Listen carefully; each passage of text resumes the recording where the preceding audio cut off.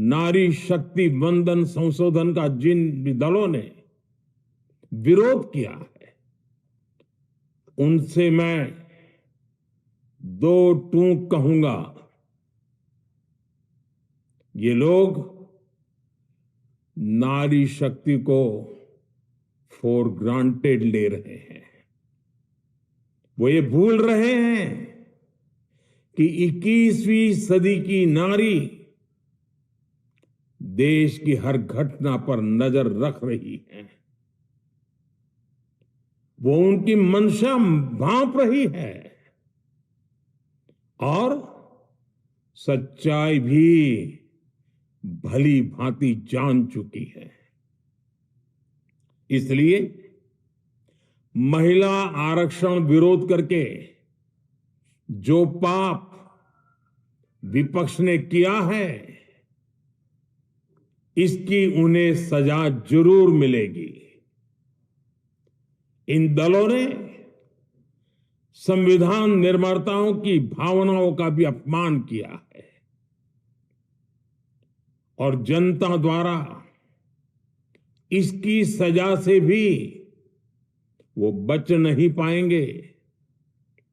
साथियों, सदन में नारी शक्ति वंदन संशोधन किसी से भी कुछ छीनने का नहीं था। नारी शक्ति वंदन संशोधन हर किसी को कुछ न कुछ देने का था, देने के लिए संशोधन का था। ये 40 साल से लटके हुए नारी के हक को 2029 के अगले लोकसभा चुनाव से उसका हक देने का संशोधन था।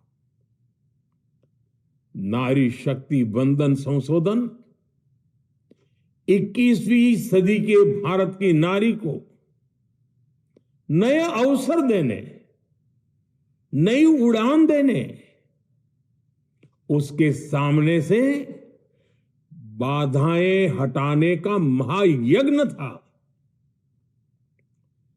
देश की 50% यानी आधी आबादी को उसका अधिकार देने का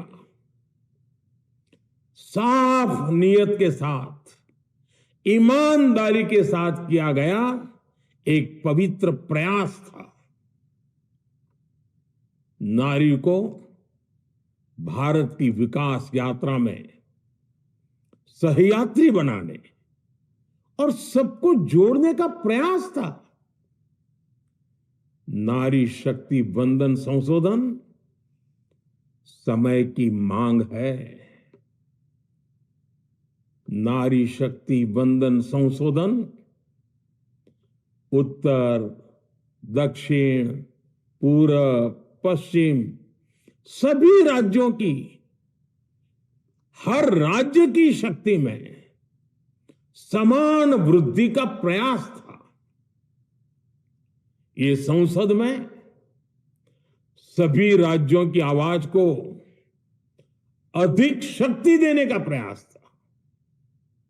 राज्य छोटा हो, राज्य बड़ा हो, राज्य की आबादी कम हो या राज्य की आबादी ज्यादा हो, सबकी समान अनुपात में शक्ति बढ़ाने की कोशिश थी। लेकिन इस ईमानदार प्रयास की कांग्रेस और उसके सहयोगियों ने सदन में पूरे देश के सामने भ्रूण हत्या कर दी है। भ्रूण हत्या कर दी है। ये Congress, TMC, Samajwadi party, DMK जैसे दल इस भ्रूण हत्या के गुनहगार हैं। ये देश के संविधान के अपराधी हैं। ये देश की नारी शक्ति के अपराधी हैं। साथियों, कांग्रेस महिला आरक्षण के विषय से ही नफरत करती है। उसने हमेशा से ही महिला आरक्षण को रोकने के लिए षड्यंत्र किए हैं। इस दिशा में पहले जितनी बार भी प्रयास हुए, हर बार कांग्रेस ने इसमें रोड़े अटकाए हैं।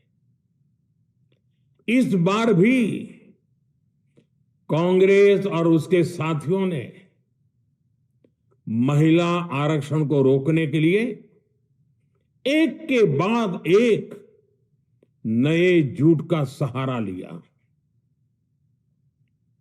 कभी संख्या को लेकर,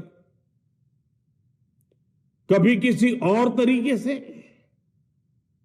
कांग्रेस और उसके साथियों ने देश को गुमराह करने की कोशिश की।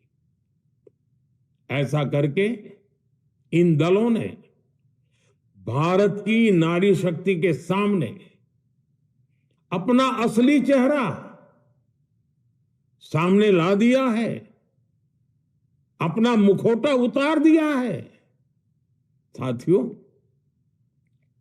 मुझे व्यक्तिगत तौर पर आशा थी कि कांग्रेस अपनी दशकों पुरानी गलती सुधारेगी।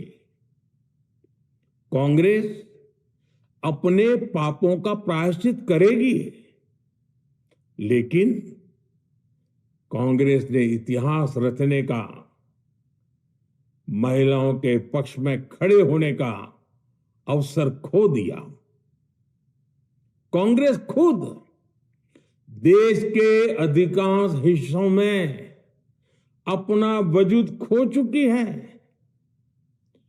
कांग्रेस परजीवी की तरह क्षेत्रीय दलों की पीठ पर सवार होकर खुद को जिंदा रखे हुए है।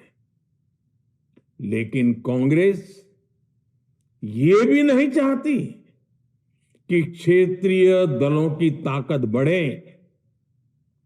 इसलिए कांग्रेस ने इस संशोधन का विरोध करवाकर अनेक क्षेत्रीय दलों के भविष्य को अंधकार में धकेलने का राजनीतिक षड्यंत्र किया है। साथियों, Congress, Samajwadi party, DMK, TMC और दूसरी पार्टियां इतने वर्षों से हर बार वही बहाने, वही कुतर्क गढ़ते आए हैं, बनाते आए हैं। कोई न कोई टेक्निकल पेंच फंसाकर ये महिलाओं के अधिकारों पर डाका डालते रहे। लहंगा रिमोट से उठाने वालों की पार्टी, प्रज्वल रेवन्ना जैसों को चुनाव लड़ाने वालों की पार्टी, धाकड़ जैसे सड़क छाप नायाब हीरो की पार्टी, जेफरी एप्स्टीन के यारों की पार्टी महिलाओं के सशक्तिकरण के लिए बेचैन है।